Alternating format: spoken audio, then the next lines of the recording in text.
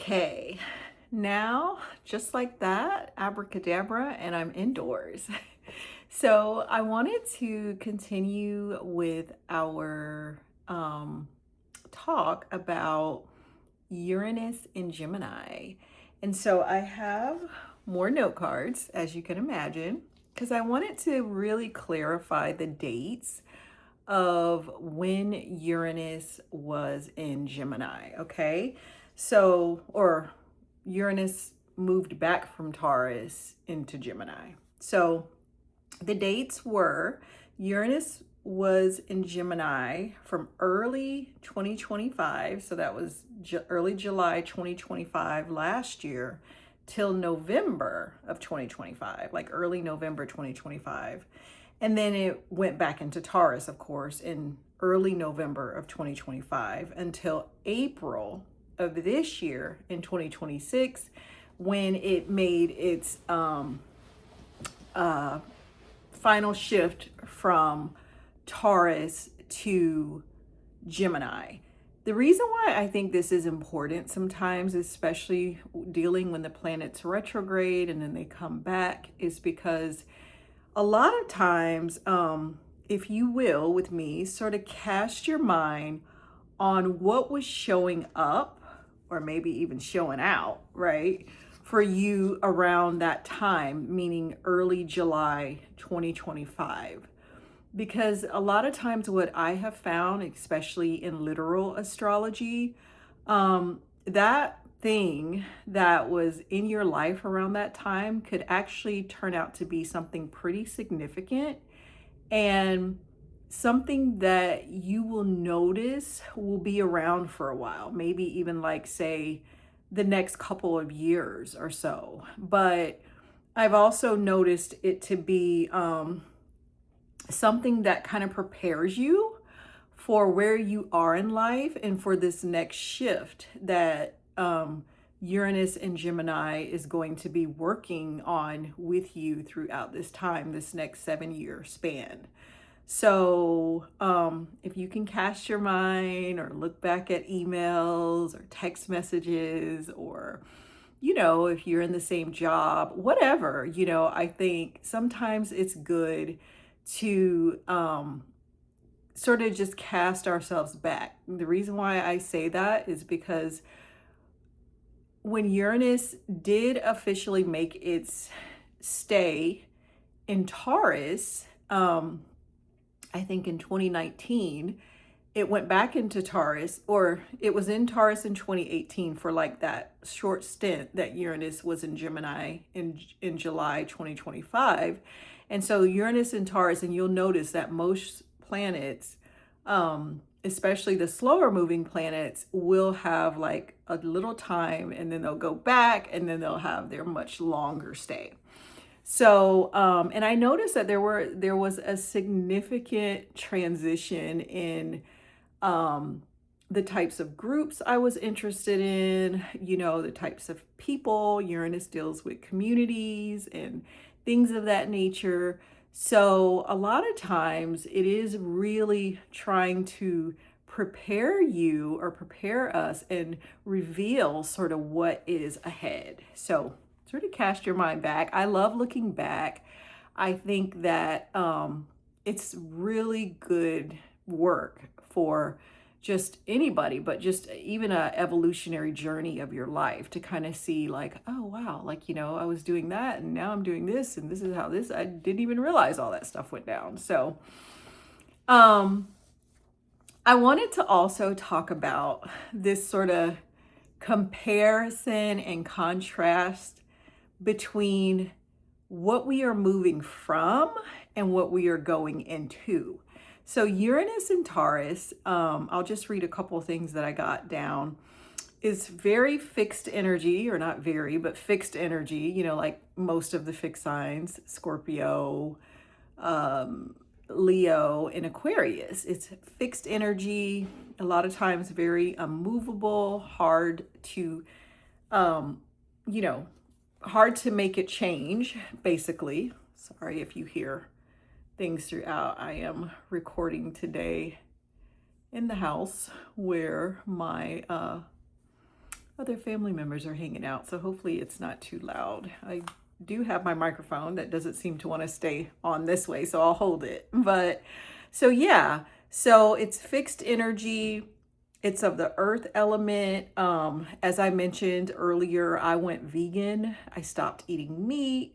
A very tangible, earthy type thing. And like I mentioned before, I was completely unaware that, of astrology or any of this, but all of a sudden, I don't want to eat meat anymore.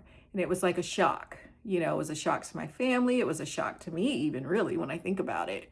But yeah, so we're coming from that fixed Taurus energy and we are moving into Uranus and Gemini, which is mutable, changeable.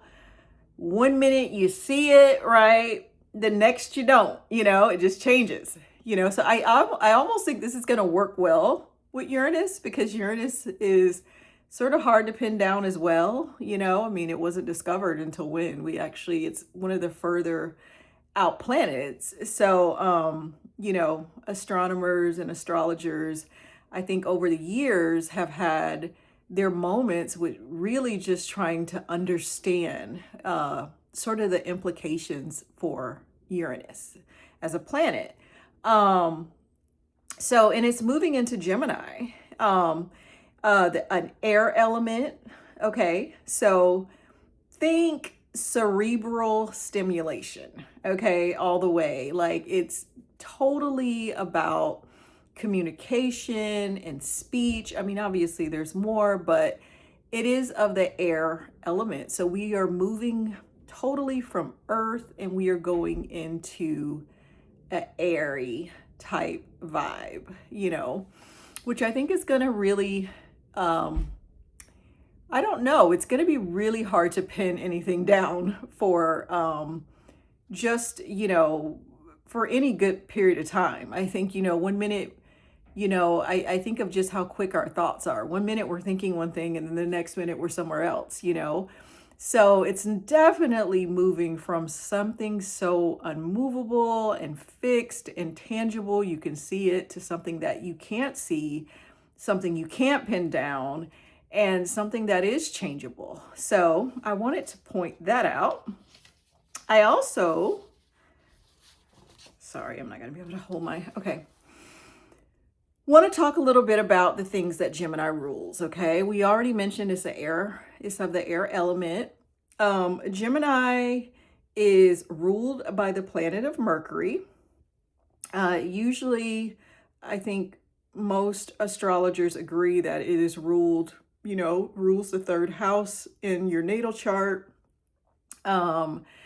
And it is connected to like relatives, cousins, siblings, sort of like the extended family members too, but definitely the siblings are a high point, and cousins. I see that a lot. Transportation, travel, but the travel like in your metroplex, if you live in a large like metroplex where you go from like city to city, things like that, of course your local area.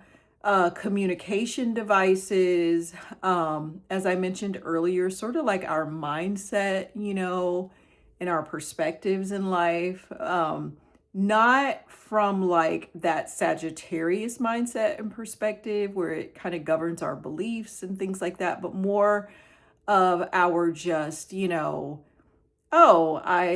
always did it this way in my family. So that's sort of my mindset. That's sort of what how I see it, how that my perspective on it, I guess, so it's a very, simple perspective, I think, with Gemini. Local peer groups, neighbors, like that local socializing, like, hey, let's go to like, the art gallery, or not the art gallery, but what are those things they have in communities where you go and you just kind of socialize at things like, we have one in my town where you just go and you look at local people who have like did art murals or things like that, and they bring them to the local park, but it's the local type socializing, Also, let's look at what Uranus, a little bit about Uranus. So Uranus is more of a generational planet, friends, and modern astrologers refer to Uranus as like the higher octave of Mercury. So if Gemini is ruled by Mercury, modern astrologers kind of see Gemini or Uranus as like that higher octave of Mercury, and sort of governing things that are a little bit on a different thinking plane, hence things like the internet, and we have like AI now, and yeah. So let's see here. You will notice, usually around the time you were born, others who were born in that same time frame, so like within that like 1 to 7 year time frame, also have the same sign, or the same sign, yes, in Uranus. So like it usually signifies things like innovations and changes that were going on in that 7 year span of time, that you were born. I'll give you an example. I was born when Uranus was in Scorpio. Okay. So from about I want to say 74 until about early 1981. Yeah, I have it down. And you think of Scorpio is ruled by Mars. Okay. And so, Mars in astrology is considered to be one of the malefic planets, ruling some things such as wars and fighting. It shows our aggressive side, our like instinctual drives to go after what we want, cutting things, just a whole lot more. Mars is like, it really is that aggressive and that aggression energy. And if you can imagine that time frame, I definitely can think of, and when I think back to maybe like around the time I was born, I was born later in the 70s. So right before it switched over into Sagittarius in late 1981. So, but yeah, so that's a little bit about Uranus. So now let's look at the dates that, Uranus, I think we already talked about this. We did. So we don't have to go back to that. But I wanted to share that and to clarify that. And now we will move into what I sort of looked at and thought about and researched if you have this particular planet, Uranus and Gemini, making aspects to personal planets in your natal chart. And we're also going to, of course, talk about Jupiter, because Jupiter is a quicker moving planet than Saturn. And sometimes I think, you will be able to sort of feel this energy if if Uranus is making an aspect to your Jupiter.